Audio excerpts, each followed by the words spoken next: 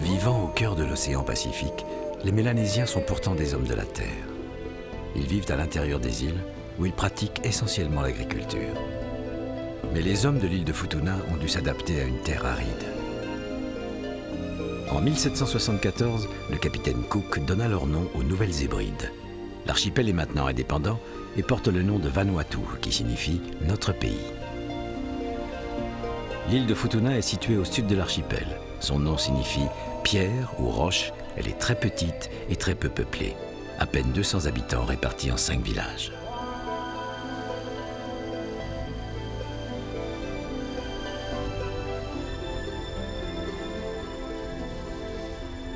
L'île de Futuna fut créée par la rencontre d'un dieu et d'une femme ailée.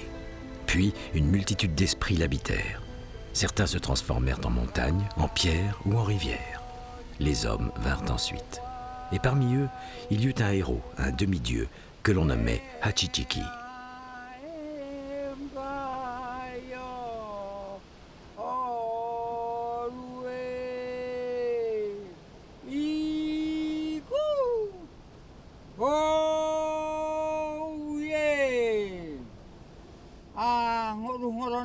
Je chante l'histoire glorieuse de notre demi-dieu Hachichiki, qui a tout inventé ici sur notre terre. Hachichiki désirait pêcher les poissons volants. La première fois, il voulut les harponner avec sa lance, mais ils étaient bien trop rapides, car les dieux avaient permis à ces poissons de s'envoler dans les airs. Il essaya ensuite avec un hameçon en bois, mais ce poisson était si puissant que sa bouche se déchira. Hachichiki eut alors l'idée de les saisir dans un filet, mais ils étaient si malins qu'ils sautèrent par-dessus. Le héros réfléchit.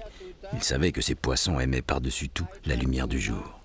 Hachichiki fabriqua une torche, car celle-ci était capable d'emprisonner le jour autour d'elle. Puis, il partit en mer. Il s'aperçut alors que tous les poissons restaient autour de lui, volant en cercle, plongeant, sautant au-dessus de lui. Et Hachichiki put en capturer un très grand nombre.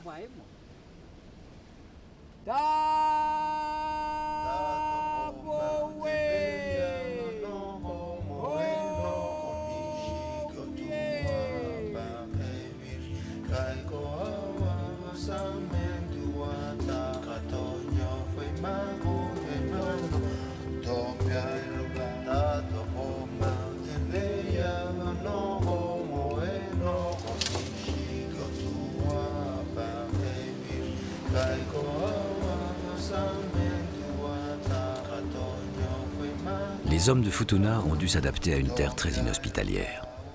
Le relief de l'île est constitué de multiples falaises de différents niveaux, aux parois souvent abruptes. Pour se déplacer dans l'île ou d'un village à l'autre, les habitants ont dû ainsi installer aux endroits infranchissables des échelles de bois ou de lianes. Il faut les entretenir régulièrement du fait des éboulis ou des orages qui les endommagent souvent.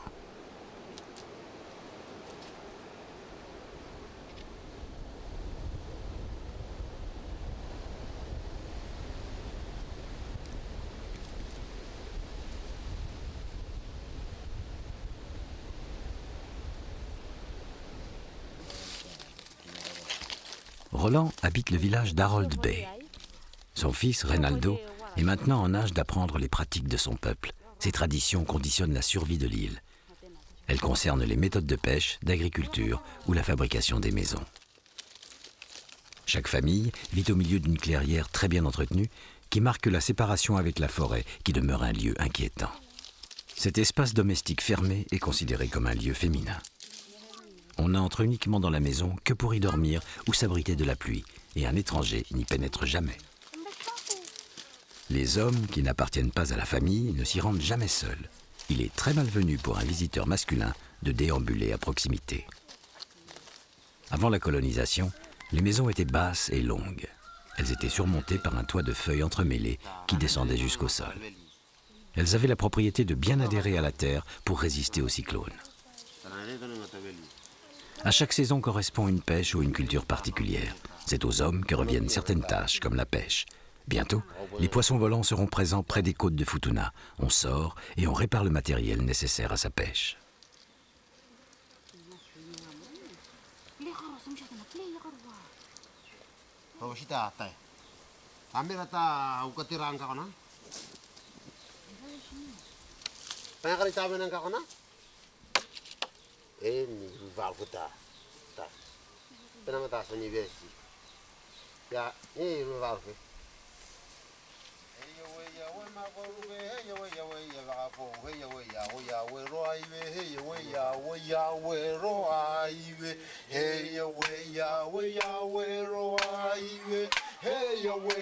Le cochon, dans la tradition des îles, est loin de n'avoir qu'une fonction alimentaire. Une légende raconte qu'à l'origine, les cochons étaient des pierres précieuses.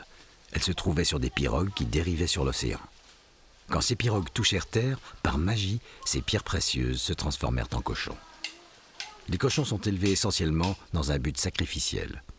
On leur arrache les canines supérieures pour que les défenses inférieures poussent de façon démesurée, de manière à former un cercle. Ces cercles de dents sont ensuite considérés comme des objets sacrés qui permettent d'honorer les dieux.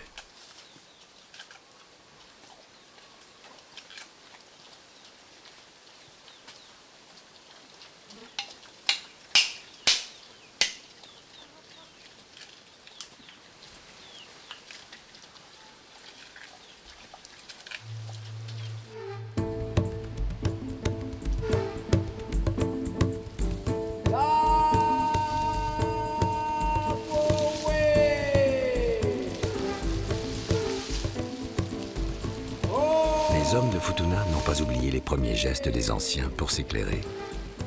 On fabrique encore de façon traditionnelle la torche qui permit au demi-dieu Hachichiki d'emprisonner le jour. Longue de près de 3 mètres, la torche est constituée de feuilles de cocotier séchées. Elles sont attachées par des sangles végétales qu'il faut soigneusement lier à intervalles réguliers.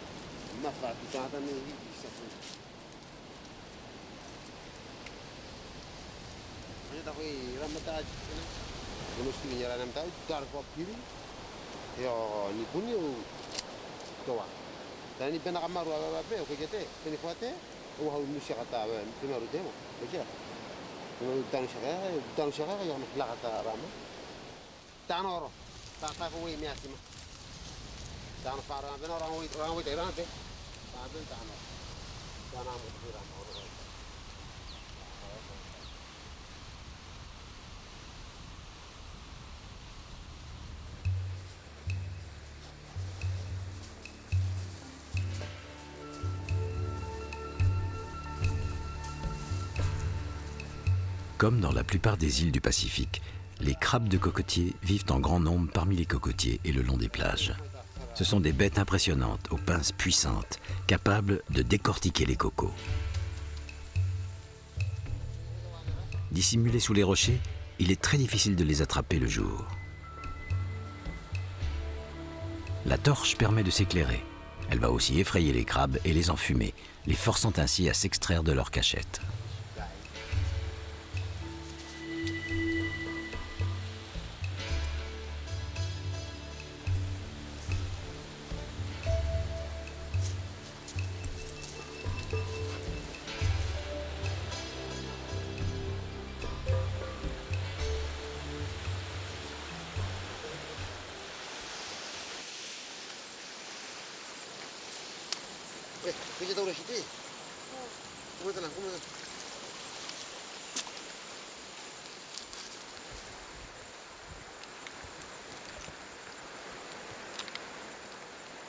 Une fois le crabe attrapé, reste à l'immobiliser.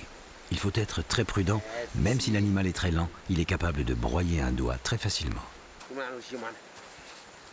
D'une main, Roland immobilise l'animal sur le dos. De l'autre, il écarte tout danger en lui nouant les pinces à l'aide d'une mince liane. Selon la saison, il est arrivé à Roland de capturer plusieurs dizaines de crabes en une seule nuit.